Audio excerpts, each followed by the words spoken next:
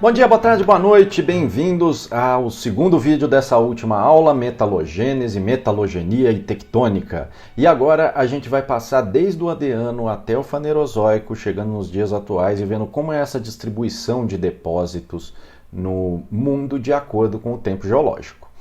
Então, no Adeano, a gente não tem rocha dessa época, né? Nós não temos rochas preservadas, temos até uns zirconzinhos bem antigos, mas até o conceito, né, de início de litosfera continental depende da gente passar para o Arqueano. Então, vamos começar no Arqueano. O Arqueano são as regiões estáveis, cratônicas.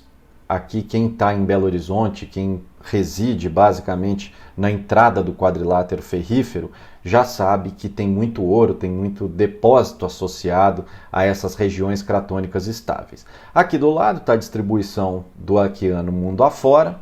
Então, a gente tem que durante o Arqueano, essas regiões cratônicas, a densidade e diversidade desses depósitos minerais da litosfera vão diminuindo de acordo com o tempo. Então, no Arqueano eu vou ter mais desse tipo diverso de elementos que são mais densos, mas como eu tenho uma parte de litosfera que ainda não foi tão estratificada, eu consigo concentrar eles melhor nessa parte do Arqueano.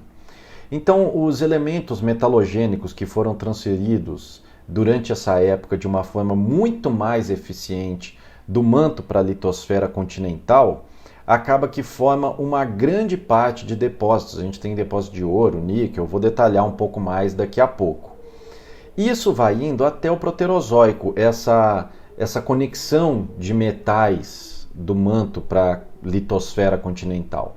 Vai até o início do Proterozoico, até mais ou menos 2,5 giga-ano, a gente conseguia fazer essa transferência muito bem. Depois começou a ter uma estratificação um pouco mais e os metais ficaram mais difíceis de encontrar no Proterozoico afora. No Arqueano é muito mais fácil a gente achar esse tipo de depósito. Principalmente porque depois que a gente tem o período transicional, começa a reciclagem da subducção. Aí muita coisa vai manto abaixo e é difícil trazer essa coisa tão densa de volta. A maior concentração de depósitos minerais no Arqueano também representa processos de mineralização mais eficiente. Pode estar relacionado porque a Terra em si era mais quente, ou então também o calor associado a voláteis. A Terra primitiva, em comparação com a de hoje, era muito mais enriquecida nesses voláteis. Então tudo isso vai sendo um reflexo do potencial de você encontrar depósitos em crátons, em crátons arqueanos. E ainda tem outra. O cráton ele é espesso, o cráton ele é resistente, o cráton é difícil de erodir. Então, ainda que no início do Proterozoico, ali pelo Paleoproterozoico, você ainda tivesse uma certa dinâmica com o manto e conseguisse levar esses elementos para a crosta, a chance dessa crosta cratonizar foi só diminuindo. E uma litosfera orogênica, ela é reciclada, ela é retrabalhada com muito mais facilidade. Então, ainda que você formasse seu depósito, provavelmente ele seria reciclado, ele seria erodido ou consumido. Então, entrando nos depósitos do Arqueano, a gente tem uma abundância enorme de metais, realmente gigantesca, de ouro, ferro, manganês, cromo, níquel, cobre, zinco. Por outro lado, a gente tem a ausência de algumas coisas, não tem tanto depósito de urânio no Arqueano, de mercúrio, de nióbio, de zircônio, de terras raras, de diamante não tem, mas tem alguns que são realmente fantásticos. Aqui está uma imagem do depósito de níquel-cobre de Kalgoorlie, que é um cinturão arqueano na Austrália. Ouro em Greenstone é algo assim fantástico. O níquel e cromita em serpentinitos também muito associado ao Arqueano.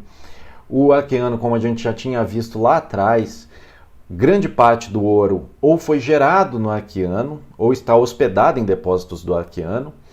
Quando não está hospedado em depósito do Arqueano, igual está nesse gráfico pizza aqui de cima, ele foi basicamente retrabalhado, hidrotermalizado, metasomatizado e agora está em rochas que sofreram deformação no Paleoproterozoico, Neoproterozoico, mas grande parte da origem desse ouro é realmente arqueana.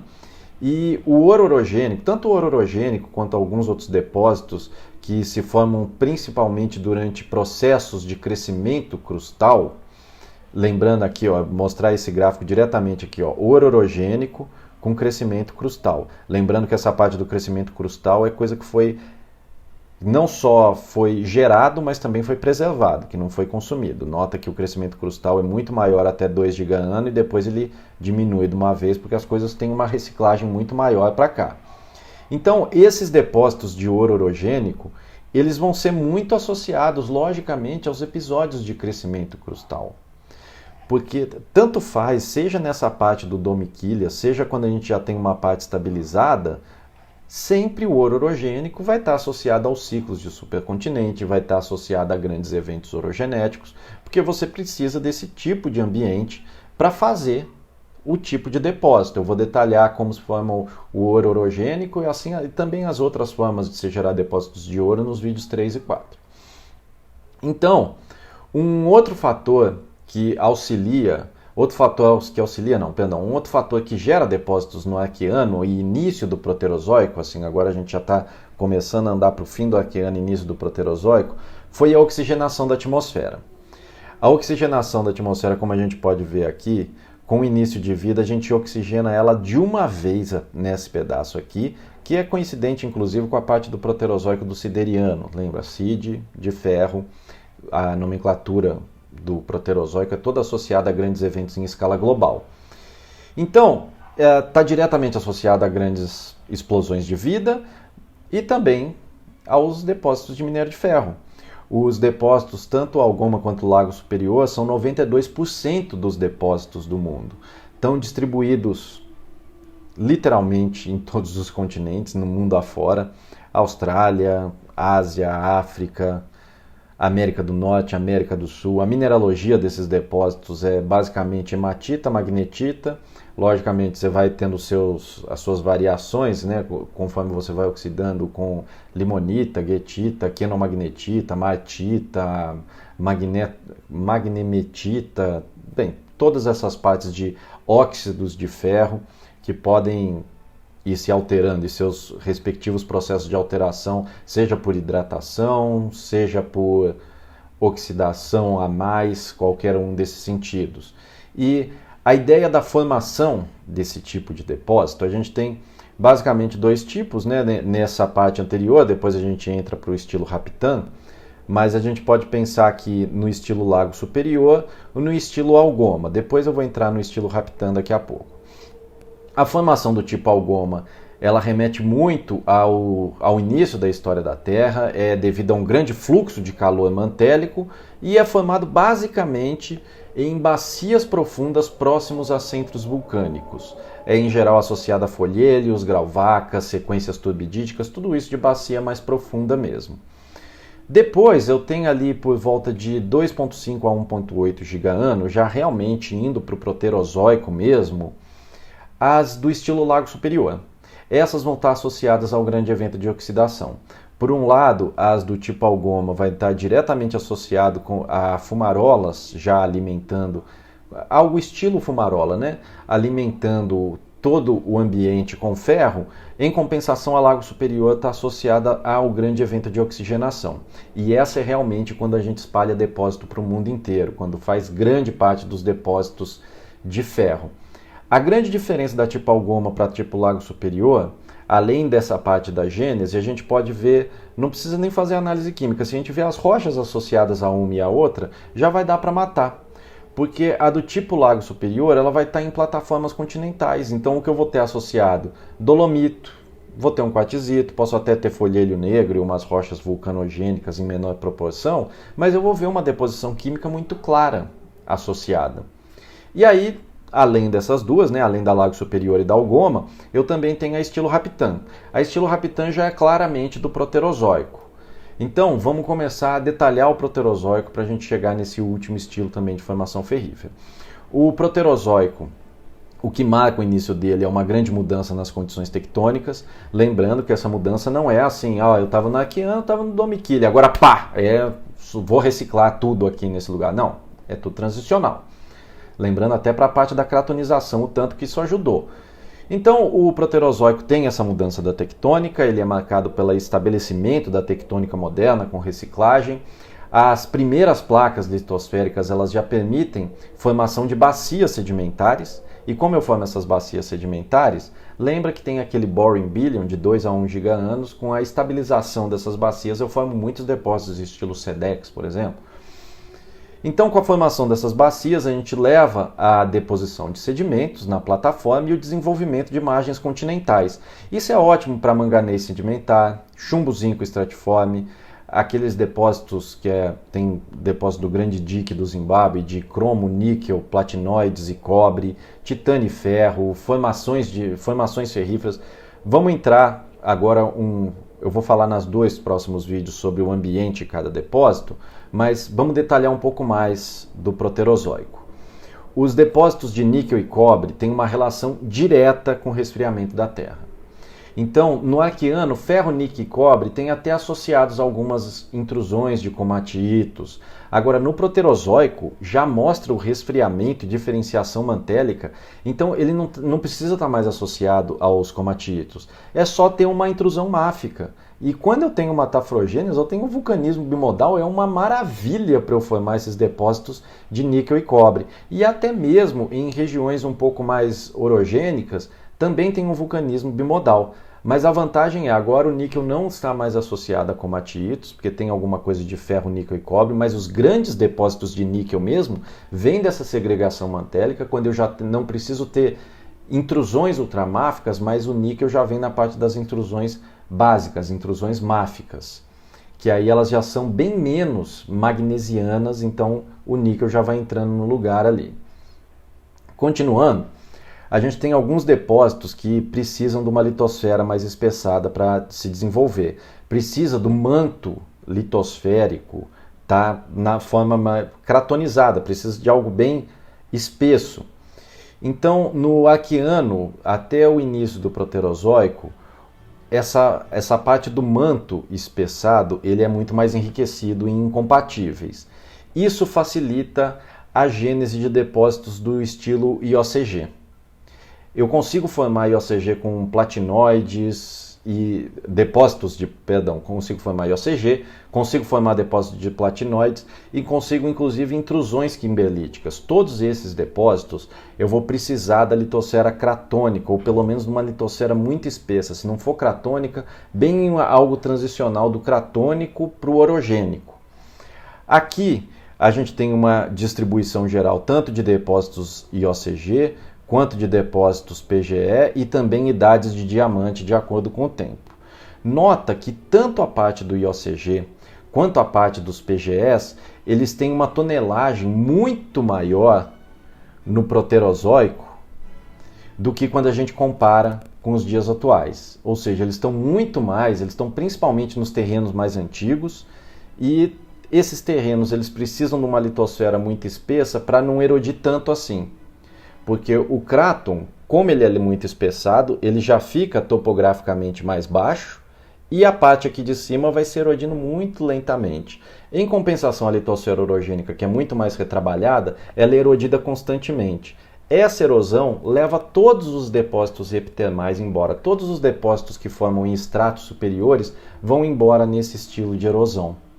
Agora, já os diamantes, dá para notar que o diamante se concentra muito aqui.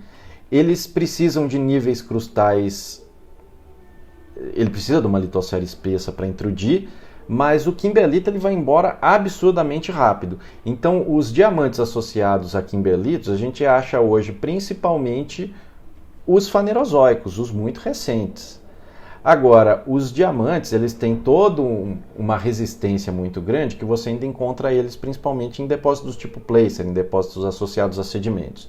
Então, o que é interessante destacar nessa parte aqui é tanto a preservação do Proterozoico aqui em regiões cratônicas, onde foi extraído muito pouquinho e depósitos epitermais ainda foi erodido muito pouco, e depósitos epitermais, depósitos rasos ainda estão ali preservados. Em compensação, em regiões como, por exemplo, intrusões quimberlíticas, que acaba a intrusão quimberlítica, ou ela fura o cráton, mas geralmente ela vai nas bordas, ela vai bordejando a região cratônica. O quimberlita ele tem que sair de algo muito profundo e sair que nem um tiro, que nem uma bala, para manter toda essa parte da mineralogia, que é o que contém o diamante, inclusive, preservada sem se alterar no caminho. Então acaba que assim, os diamantes hoje a gente encontra os mais recentes, os kimberlitos em si são rochas que alteram com uma facilidade muito grande. Então, continuando, a gente já tinha visto a parte das grandes oxigenações, quando a Terra tem uma oxidação muito grande e deposita os grandes depósitos de ferro. A gente viu do tipo Algoma e viu do tipo Lago Superior. E aqui agora eu coloquei essa figurinha que eu já tinha colocado na aula de supercontinentes, destacando as glaciações, tanto a Magné, não sei como fala esse nome aqui, quanto a Sturtiana e a Marinoana. E aí a gente vai entrar na formação ferrífera do tipo Raptan, essa clássica do Proterozoico. Esse tipo de formação ferrífera está diretamente associado com a Terra Bola de Neve. Eu já trouxe esse assunto na aula anterior, na parte dos supercontinentes. Um entendimento da Terra Bola de Neve, da formação ferrífera do tipo Raptan, a gente tem que entender o ciclo do carbono. Nos trópicos, que é quente e úmido, tem mais intemperismo.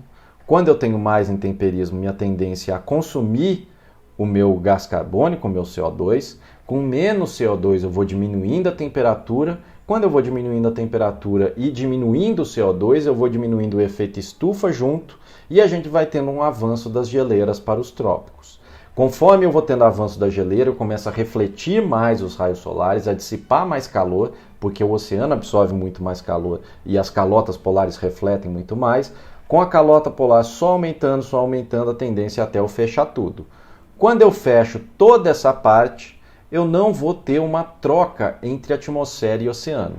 Com isso, eu começo a concentrar elementos no oceano, sem o intemperismo do gás carbônico, sem intemperismo para consumir o gás carbônico. Quando eu começo a ter opções, eu começo a concentrar gás carbônico de novo na atmosfera. Então eu começo a ter o efeito reverso e começo a ter o degelo. Quando eu tenho degelo, com o fim da glaciação, eu tenho a entrada de oxigênio. Quando eu tenho a entrada da oxigenação, eu começo a fazer as minhas formações ferríferas do tipo Raptan, e consigo inclusive depositar o carbonato de capa, que também já detalhei no vídeo anterior. Esse é o estilo Raptan, é uma bife associada a sedimentos com glaciação, vai ter sedimentos glaciogênicos. Lembrando que a gente já viu uma de plataforma profunda, uma de plataforma rasa, e agora a gente está associando com diamictitos, quartzitos e algum filitinho subordinado.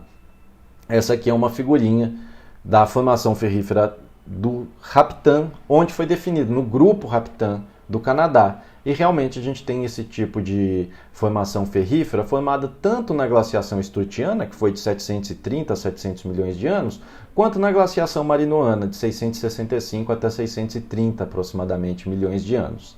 Aqui os pontinhos amarelos são depósitos glaciogênicos e os vermelhinhos é onde a gente tem formação ferrífera, tanto da Marinoana quanto da Sturtiana. Dá para ver aqui a Raptan na Sturtiana, lá no Canadá, também tem aqui nos Estados Unidos, África, Austrália afora.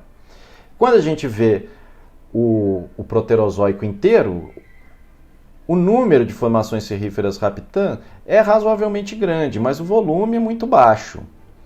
Agora, quando a gente vai comparar com o restante, tanto da Algoma quanto da Lago Superior, a gente vê, beleza, tem muita coisa, mas o grosso mesmo foi gerado ali no Sideriano, saindo do Arqueano, entrando para o Proterozoico. Então, a gente sai agora do Proterozoico e vamos entrar para o Fanerozoico. O Fanerozoico que a gente vai ter principalmente os depósitos de nível crustal mais raso, onde a reciclagem é maior. Porque depósitos epitermais eu consigo preservar ele muito bem no Arqueano, desde que esteja num cráton, onde a erosão é muito baixa. Agora, depósitos de nível crustal raso, tipo ouro, prata, epitermal, pórfiro de cobre, ouro ou molibdênio, vai depender demais da preservação. E em ambientes orogênicos, a preservação é quase impossível, porque você está jogando calor de baixo, você está gerando variação topográfica, erodindo tudo em cima. Então, esses depósitos tendem a ficar quase que exclusivamente no Fanerozoico. Esses depósitos de pórfiro de cobre e ouro, o epitermal de ouro e prata, eles vão ser muito recentes e vão estar muito associados ao Círculo de Fogo do Pacífico. Como ele se forma em nível crustal raso, essa parte tem uma erosão muito rápida, tem um soerguimento muito rápido. Então a tendência é a gente ficar só com os bem recentezinhos mesmo. E aqui, já finalizando e preparando para os próximos 2 vídeos, tem uma localização de depósitos de acordo com o seu ambiente tectônico.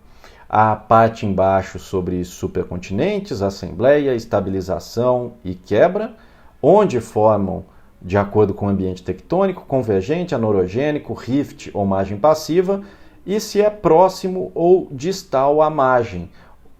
Olha só, por exemplo, os kimberlitos aqui, eles estão distais à margem porque a margem eles colocam como se fosse uma parte mais adelgaçada da litosfera. Por outro lado, as partes do epitermal ou pórfiro cobre de ouro ou os IOCGs com os diamantes de lamproito, níquel, cobre e sulfeto, tudo isso vai precisar ser próximo às margens de placa, porque é exatamente na região onde eu tenho a reciclagem e onde eu estou jogando, tanto metassomatizando o meu manto, quanto eu estou provocando o meu soerguimento com material que acaba de sair mantélico ali. Esse é um quadrinho muito legal, diversos quadros e gráficos que eu mostrei tanto nesse vídeo quanto no anterior são de um artigo muito interessante do Groves que eu coloquei aqui na descrição tanto desse vídeo quanto do vídeo anterior.